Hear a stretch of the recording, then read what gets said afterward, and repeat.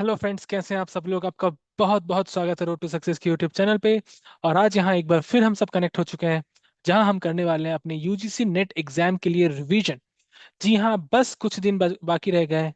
बस कुछ दिन बच गए हैं यूजीसी नेट एग्जाम के लिए, और इस एग्जाम को हम पूरी तरह से फतेह करने के लिए रेगुलर रिवीजन कर रहे हैं। और आपके रिवीजन की सहायता करने के लिए मैं आपके साथ कनेक्ट हो रहा हूँ रोज, जहाँ पे मैं हर एक यूनिट के साथ एक टॉपिक रोज आपके साथ डिस्कस कर रहा हूँ। फिलहाल हम अपना आईसीटी का यूनिट कर रहे हैं, जैसे कि हमने कल शुरू किया था। हमने आईसीटी पे कल मेमोरी हायरार्की पढ़ी थी। आज हम आईसीटी पे बहुत ही इंपॉर्टेंट चीज पढ़ने वाले हैं, और वो है वेब जनरेशंस। जी हाँ, सारे वेब जनरेशंस आज हम पढ़ेंगे, सारे फैक्ट्स जानेंगे, सारे पॉइंट्स जानेंगे। और अगर ये वीडियो आपको कभी भी अच्छा लगे तो प्लीज लाइक करें, शेयर करें, सब्सक्राइब करें, बेल आइकन को हिट करें और कमेंट करके बताएं कि आपको वीडियो कैसा लगा था। ये अगर आप करेंगे तो मेरे लिए बहुत ज़्यादा सहूलियत हो जाएगी, और बहुत बहुत धन्यवाद दूंगा मैं आपको तहे दिल से। तो चलिए शुरू करते हैं आज के वीडियो को। नेक्स्ट स्क्रीन जो आपको दिखेगी वो मेरे सेल्फ मेड नोट्स की स्क्रीन दिखेगी, और मैं उम्मीद करता हूँ आपको मेरी स्क्रीन दिख रही होगी। जी हाँ, वेब जनरेशंस आज हम पढ़ने वाले हैं। 5 जनरेशन है वेब के, जिसे हम कहते हैं ना, generation 1, second generation, third generation, 1G, 2G, 3G, 4G। तो इस तरह से वेबरेशन के सॉरी वेबरेशन बोल रहा हूँ, वेब जनरेशन के मैंने दोनों को मर्ज कर दिया, वेब और जनरेशन, वेबरेशन। वेब जनरेशन के 5 टोटल जनरेशन हमें देखने को मिलते हैं। एक एक करके सारे जनरेशन को हम समझेंगे कि उनमें कौन कौन से पॉइंट्स है। छोटा सा वीडियो होने वाला है ताकि आप उसको फटाफट देख के रिवाइज कर ले। तो पहला जनरेशन जो है वेब जनरेशन 1, वेब 1.0। वेब 1.0 पहले जनरेशन में बेसिकली कौन कौन सी चीजें हमें देखने को मिलती थी इंटरनेट पे? Personal websites, content destination, read only, static web page, ये सारी चीजें हमें जनरेशन 1 की वेबसाइट पे देखने को मिलती थी, जो बहुत पहले हुआ करता था। इसके लिमिटेशंस क्या थे? फर्स्ट जनरेशन वेबसाइट्स के लिमिटेशन क्या थे? Can only be understood by human. सिर्फ ह्यूमन ही इसे समझ पाते थे, ह्यूमन ही इसे डिकोड कर पाते थे। They do not have machine compatible they do not have machine compatible content. Machine compatible, machine के कंपैटिबिलिटी के अकॉर्डिंग कंटेंट नहीं हुआ करता था। Web master is solely responsible for updating user and managing content of website. Lack of dynamic representation, that is to acquire only static info. सिर्फ static info ही ले पाती थी, dynamic info acquire नहीं कर पाती थी। lack of dynamic representation. No web console were available to performing dynamic events. तो web console नहीं हुआ करता था जहां पे हम dynamic events perform कर सके। ये वेब 1.0 था, बहुत ही बेसिक सा, बहुत ही मामूली सा एक दुनिया आप समझ लो इंटरनेट की। Web 1 generation, 1.0 generation. इसके बाद वेब 2.0 जनरेशन पे चलते हैं। वेब 2.0, वेब 2.0 को हम सोशल रीड राइट वेब भी कहते हैं। बहुत इंपॉर्टेंट है, सवाल बन जाते हैं यहाँ से। Social read write web, web 2.0, या वेब ऑफ कम्युनिकेशन भी कहते हैं। Web of communication, web of communication ये भी कहते हैं। ठीक है। Defined by Dale Dougherty in 2004 as read write web. तो डेल डोहर्टी ने इसे डिफाइन किया था 2004 में as read write web. Very important, read write web, ये कहा गया था डेल डोहर्टी के द्वारा 2004 में।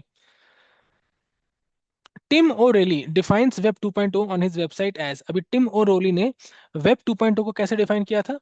उन्होंने कहा web 2.0 is the business revolution in the computer industry. Computer industry में बिजनेस रिवॉल्यूशन वेब 2.0 है, caused by the move to the internet as platform and an attempt to understand the rules for success on that new platform। क्यों? क्योंकि इसने internet का इतना अच्छा इस्तेमाल किया इंडस्ट्री में और बिजनेस को ग्रो करने में, कि अगर आपको सक्सेस लेना है तो आपको इंटरनेट अपने सिस्टम में रखना ही पड़ेगा। और वैरन बफर ने कहा था, वैरन बफर ने या फिर शायद बिल गेट्स ने कहा था कि if your business is not on the internet you are out of business. तो वेब 2.2 वो दौर था जहाँ पे सारे 2004 के समय ही हमें फेसबुक भी देखने को मिलता है, फेसबुक बनता है, गूगल उस समय चरम सीमा पे है। और सारे जो तमाम इंटरनेट की दुनिया में जो क्रांतियां हो रही हैं वो वेब 2.0 के समय ही हो रही है। तो वेब 2.0 बहुत इंपॉर्टेंट है। It facilitates major properties like participatory, collaborative and distributed practices. तो इंटरनेट पे जो कोलैबोरेटिव काम शुरू हुआ, यानी कि कई लोग मिलकर इंटरनेट पे काम कर सकते हैं, वो वेब 2.0 से शुरू हुआ। Which enable formal and informal spheres of daily activities on going on web. Email वगैरह बन गया, ईमेल वगैरह बहुत ज्यादा पॉपुलर हो गया। तो ये कोलैबोरेटिव एनवायरनमेंट बन गया। और कोलैबोरेटिव एनवायरनमेंट से क्या हुआ, डेली काम जो है हमारा, जो डेली एक्टिविटी है वो बहुत आसान हो गया, वो इंटरनेट पे हो गया। हालांकि इंडिया तक आते आते इसको टाइम लगा था, पर दुनिया में ये शुरू हो चुका था। ठीक है, इसके बाद आगे बढ़ते हैं।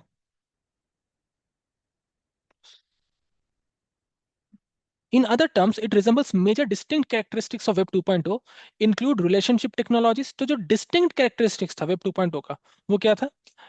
Relationship technologies, participatory media, and a social digital technology।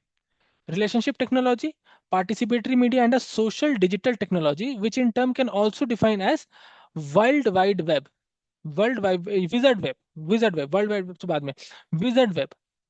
People centric web and participative web is taken into concern and which facilitates reading writing on the web, which makes the web transactions bidirectional।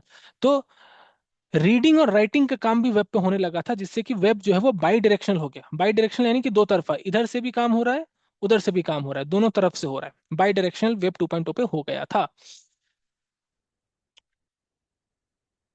अभी हम समझते हैं web 2.0 के characteristic features क्या है, क्या क्या characteristic features हैं वेब 2.0 के। तो वेब 2.0 को हम समझ सकते हैं कुछ इस तरह से। मोर टाइमली इन्फो, स्पीड बढ़ गई थी, बहुत जल्दी हमें इन्फॉर्मेशन मिल जाती थी। More efficient tools to find info, और इन्फॉर्मेशन खोजने के लिए जो टूल्स थे वो भी ज्यादा एफिशिएंट हो गए थे। कोलैबोरेटिव वेब इसे क्यों कहा जाता है? क्योंकि एक ही वक्त पे कई जगह पे इसे इस्तेमाल किया जा सकता था, इसलिए कोलैबोरेटिव था। Trustworthy, users establish trust network, government users web. तो जब गवर्नमेंट कोई चीज को इस्तेमाल करने लगती है तो वो ऐसे ही ट्रस्टवर्दी बन जाता है। पर कोई भी चीज बिना लिमिटेशंस के तो होती नहीं, तो वेब 2.0 के भी कुछ अपने लिमिटेशंस हैं। क्या लिमिटेशंस हैं समझते हैं। Constant iteration cycle of change or update to service, ethical issues concerning build and usage of Web 2.0, interconnectivity and knowledge sharing between platform across community boundaries are still limited। तो ये कुछ drawbacks हमें देखने को मिलते हैं वेब 2.0 के। तो मैं उम्मीद करता हूँ वेब 2.0 आपको समझ में आ गया होगा कि वेब 2.0 में कौन सी खास बातें थी, ये वेब 1.0 से कैसे बेहतर था, और इसके ड्रॉबैक्स क्या थे। अब हम देखेंगे वेब 3.0 में वेब 2.0 के ड्रॉबैक्स के ऊपर काम कर लिया जाएगा, और वो इम्प्रूव्ड वर्जन के तौर पे निकल के आएगा। तो चलिए वेब 3.0 की तरफ चलते हैं, और वेब 3.0 को हम कहते हैं सेमेंटिक वेब। क्या कहते हैं? सेमेंटिक वेब, या read write execute web, read write execute.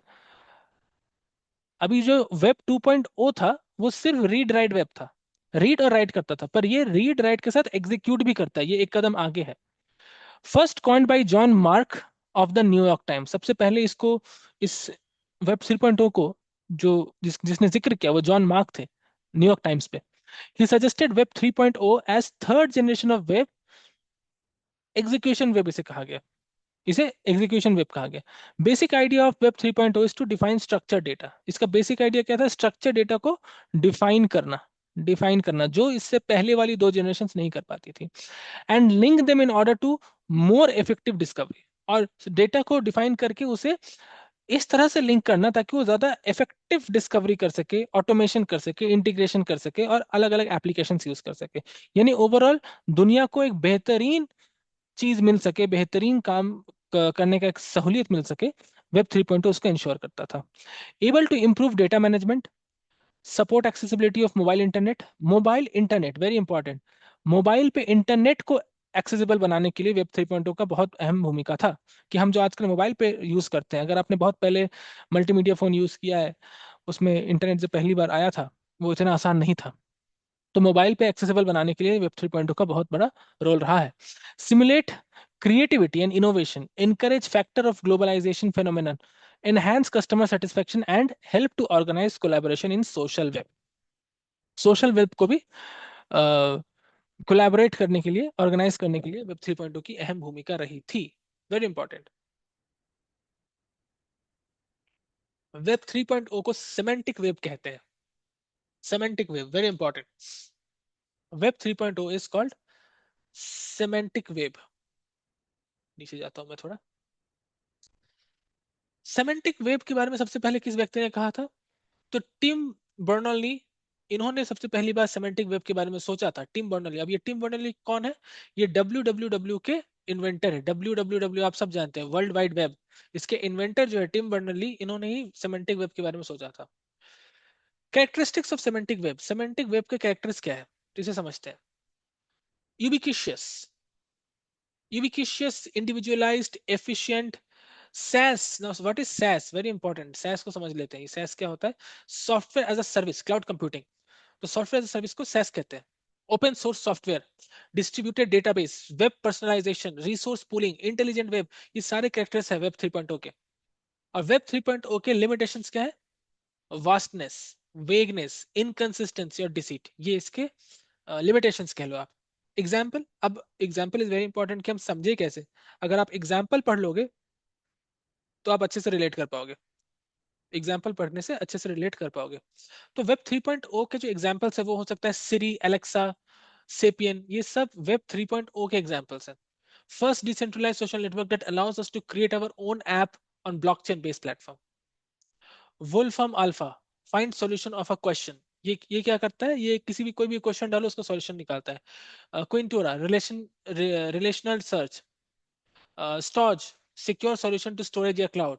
स्टेपन, एआर या गेमिंग के लिए काम आता है. Y sign, similar to WhatsApp की तरह होता था या टेलीग्राम की तरह होता था, जो मैसेजिंग के लिए काम आता था.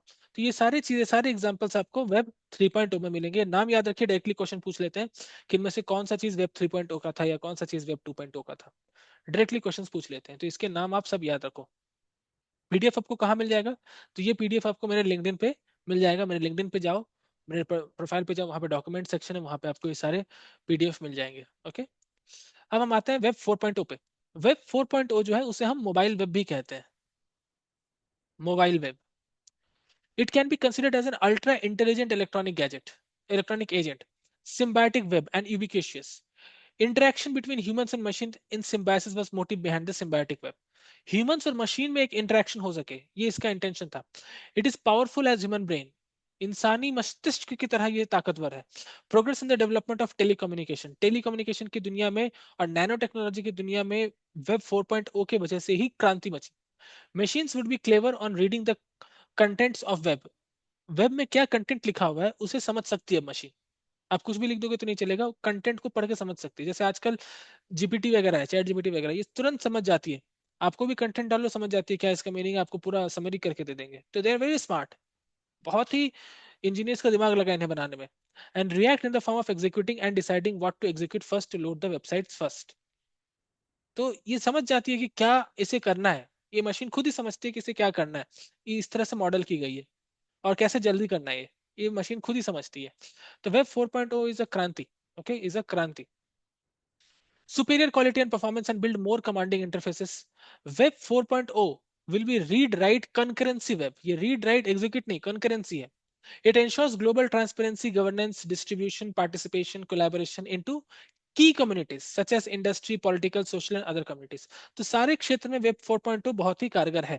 It is also known as meta web. इसे हम meta web भी कहते हैं. Very important, इसे हम meta web भी कहते हैं. meta web. जैसे कि हम देखते हैं ना चैट जीपीटी वगैरह, ये सब तुरंत समझ जाता है, हमें कुछ करना नहीं पड़ता. एआई हो गया, आर्टिफिशियल इंटेलिजेंस जिसे हम कहते हैं, मशीन लर्निंग हो गई, ये सारी चीजें यहाँ पे आ जाती हैं. ओके. अब हम आते हैं आखिरी वेब जनरेशन पे जो है वेब 5. इसे हम इंटेलिजेंट या इमोशनल वेब कहते हैं. इंटेलिजेंट या इमोशनल वेब. अभी मशीन में एक ही चीज होने बाकी रह गई है. मशीन में इमोशंस आना बाकी रह गया है. अगर हमने मशीन में इमोशन डाल दिया तो इंसान के बराबर हो जाएगी. एक बड़ी शानदार मूवी थी, मूवी का नाम था एक्सटिंक्शन. उसमें जो एआई है उसे सिंथेटिक कहते थे. उनमें इमोशंस आ गए थे और उन्होंने पृथ्वी से मार मार के ह्यूमंस को भगा दिया. ह्यूमंस को भाग के मार्स पे शरण लेना पड़ा. और वहां से फिर वो 50 साल बाद आए थे बदला लेने. बहुत ही अच्छी मूवी, आप देख सकते हो. तो इमोशनल वेब जो है ये फ्यूचर के लिए है, वेब 5.0. तो इसे हम इसलिए कहते हैं स्टिल एन अंडरग्राउंड आइडिया. ये अभी तक आया नहीं है दुनिया में, ये फ्यूचर के लिए है, पर ये फ्यूचर में आएगा जब मशीन्स में इमोशंस हो जाएंगे. एक और मूवी बनी थी रोबोट इंडिया में, जिसमें रोबोट जो चिट्टी होता है उसमें इमोशंस आ जाते हैं, तो उसे डिसमेंटल कर दिया जाता है. जज कहता है कि आज की तारीख में इस मशीन का होना बहुत ज्यादा एडवांस है, इसे नहीं रख सकते. तो आप सोचिए जरा, किस दिन मशीन्स में इमोशंस आ जाएंगे, वो जज्बातों को समझ पाएंगे, तो क्या होगा? क्या ये अच्छा होगा या क्या ये बुरा होगा? ये सोचने वाली विषय है, आप इस पे सोच सकते हैं. तो ये एक अंडरग्राउंड आइडिया है in progress and there is no exact definition of how it would be achieved. ये कैसे अचीव किया जाएगा, ये कैसा होगा? Web 5.0 can be considered as symbiotic web, decentralized. It is not possible to have a personal server, for any personal data or information stored on the net. And people tries to get interconnected via smart communication like smartphones, tablets, personal robots. तो दुनिया ऐसी होगी, इस तरह से दुनिया access करेगी चीजों को। तो ये वेब 5.0 में होने वाला है। ये कैसा होगा ये तो वक्त ही बताएगा। मैं उम्मीद करता हूँ ये जैसा भी हो, इंसानी सभ्यता के लिए ये खतरा ना बने, इंसानी सभ्यता को ये बेहतर बनाए, यही मेरी उम्मीद है। और ये सारी चीजें वेब 5.0 तक आपको अच्छे से पढ़ लेना है, क्योंकि एग्जाम के पर्सपेक्टिव से बहुत इंपॉर्टेंट है। जब वेब 5.0 आएगा तब तो आएगा, पर फिलहाल आपका एग्जाम नजदीक है तो आपको एग्जाम के लिए पढ़ना है। तो मैं उम्मीद करता हूँ आप अच्छे से पढ़ाई कर रहे होगे और पूरी तैयारी से आप लगे हुए होंगे, पेपर 1 पेपर 2 दोनों पढ़ रहे होंगे। It's very very important to study both, and I wish you all the very best for your exam. और मिलते हैं अगले वीडियो में आईसीटी के एक और टॉपिक के साथ। Please like this video, comment, share with your friends and subscribe to the channel, hit the bell icon. Thank you very much. Have a very good day ahead. Bye bye. Take care.